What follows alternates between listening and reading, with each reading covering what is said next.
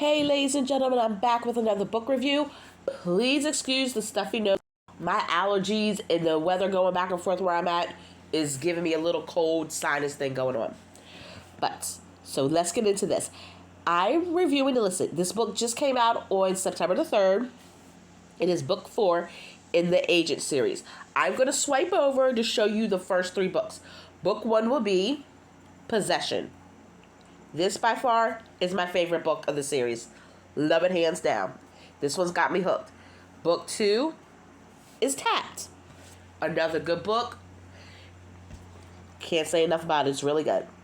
And then you got Book 3, Exposed. Book 3, honestly, is not my favorite book in the series, but it is not a bad book. Now, I will say, I'm going to keep going back to the first one. Exposed is 3. Tapped is 2. Possession is 1. ILLICT is 4.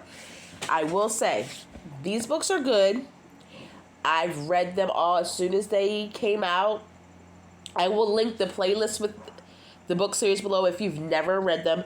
Now, you do not have to read them in order, but it definitely helps. Like, you can get the gist if you read it out of order, but I think you should read it in order because it got some funny moments. I'm giving ILLICT a 4.9, only because it's got me asking a couple of questions.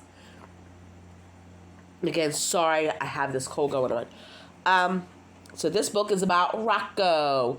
You meet Rocco in book 1 in Possession. He is a prospect of a motorcycle club, and he kind of gets adopted into some families. We'll just put it like that. Because if you haven't read the first one, second or third one, I don't want to give anything away.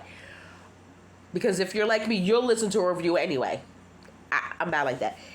So Rocco kind of gets adopted into some families, and he turns his life around. He moves to Miami.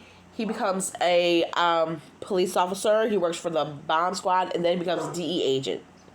You probably hear my dogs barking 1 second. Sorry about that. I had to go see what they were up to. So, Rocco really turned his life around. Well, Rocco has fallen in love with one of his adopted family's daughters.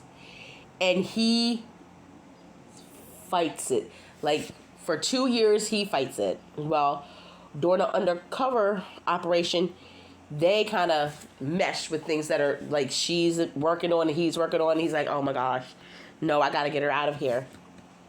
And that's where the fun begins, because she's humiliated and upset because he shot her down. Like, no, this can't happen. Da-da-da. But she's so young and naive that she don't realize that if she would have pushed for it, it would have happened a lot sooner.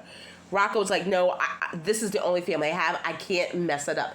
But now that they're in close proximity, he's like, yes. Well, they're working on this case together. And, of course, some oldie but goodie characters come in. And I gotta say, it was a good book. It was a little slow at the beginning, but I think it was kind of that slow burn that you needed, because once it took off to the races, it took off to the races. There was some surprise.